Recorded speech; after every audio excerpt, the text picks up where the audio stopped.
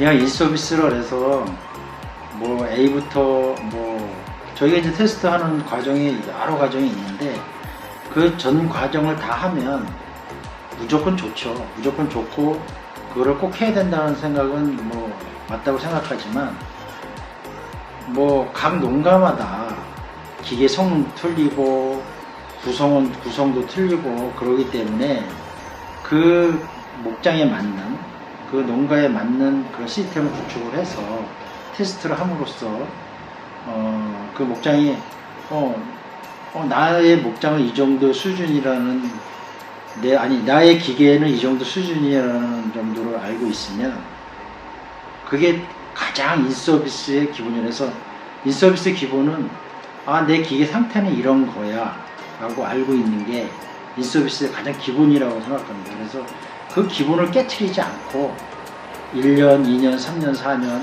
같이 유지할 수 있고 또 다시 서비스 시기가 돌아오면 나는 이 정도 수준의 기계를 갖고 있었는데 진짜로 아직도 현재까지 그렇게 그 상태인지를 확인할 수 있는 어떤 데이터베이스 구축이 가장 중요한 거라고 생각합니다. 기본 데이터를 구축해 놓는 게 인서비스의 우선 첫 번째 과제라고 생각합니다.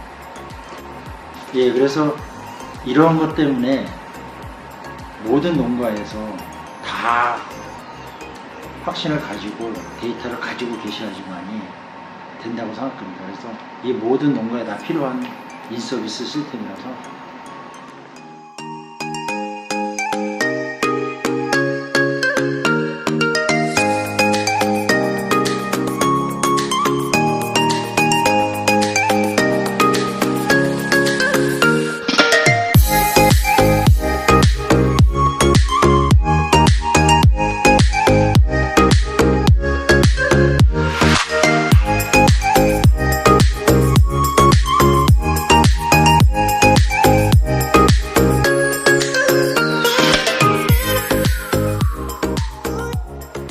꼭 그렇지 않다고 생각합니다. 그래서 드라발 전체적인 시스템이 있고 그 다음에 다른 회사, 타 회사의 전체적인 시스템이 있지만 지금 한 60% 이상은 제 생각하기엔 다 타 회사와 드라발이랑 믹스된 회사 쪽에 농가도 많고 그렇게 돼 있지만 거기에서 누출이 된다든지 아니면 기계의 성능이 어떤다든지 그 정도의 간략한만 데이터를 갖고 있어도 나중에 내가 기계를 완전히 바꾸기 전까지는 그 섞인 상태의 데이터를 갖고 있으면 또 나중에 그 섞인 기계의 테스트를 했을 때 그 수치가 정상적으로 나오는지 확인하면 그게 가장 기본적인 인서비스의 기준이라고 생각합니다. 그래서 꼭 드라발 기계다 이건 아니고 타 회사도 가능하다고 생각합니다. ISO 테스트는 제가 알기로는 ISO라는 기준, 우리 한국에 생각하는 KSD와 같은 그런 나름대로의 ISO 기준을 정해서 그 기준에 적합화되어 있는 설비를 하고 있는지 안 하고 있는지를 정하고 그 설비를 했으면 그 ISO 기준이 부합하는 그 용량이라든지 그 다음에 크기라든지 길이라든지 이런 것들이 제대로 되어 있는지 정해놓은 그런 하나의 틀이라고 생각합니다. 그래서 차규기가 됐던 다른 기계에서도 이제 ISO 기준이 적합했지만 차규기 쪽에서 용량 그 다음에 기준점을 정하는 게 ISO라고 생각합니다.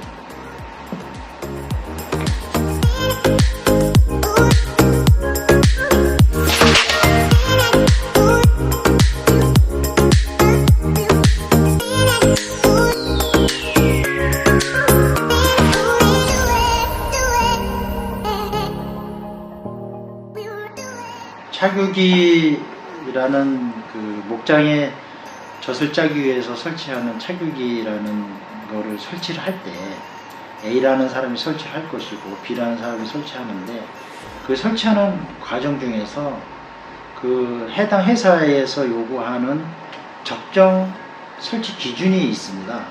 그 기준에 따라서 설치를 했고 하면 분명히 ISO에 부합된다고 생각합니다. 그러나 그거를 ISO에 설치하는 사람이 ISO에 맞는 규정에 맞는 그런 설치 여건을 모르고 그냥 자기만의 노하우 그냥 뭐 여러 가지 주변 환경에 따라 그냥 무심코 설치했을 경우 그거는 고스란히 농가가 이제 피해를 가져가는 상황이 발생하는데 그런 농가가 피해를 가져가는데 농가에서는 모르는 거죠. 이게 제대로 됐는지 안 됐는지 그거를 어떤 기준점이 없으니까 농가에서 모르고 그냥 사용을 하고 있는 거죠. 그래서 여러 가지 소소한 작은 문제들이 생기는데 그걸 모르고 왜 그러지 내가 뭘 잘못했나 그런 정도의 수준으로다가 계속 그냥 지켜보고 하루하루 지나다 보면 계속 피해를 보는 거죠. 소비자가 피해를 보는 거죠. 그런데 그 피해 보는 과정 중에서 ISO라는 기준점을 대고 이렇게 해서 이런 거는 설비가 잘못됐습니다. 뭐 이런 거는 어떻게 해서 뭐 부합되지 않습니다. 그런 거를 맞춰주는 잣대라고 생각합니다.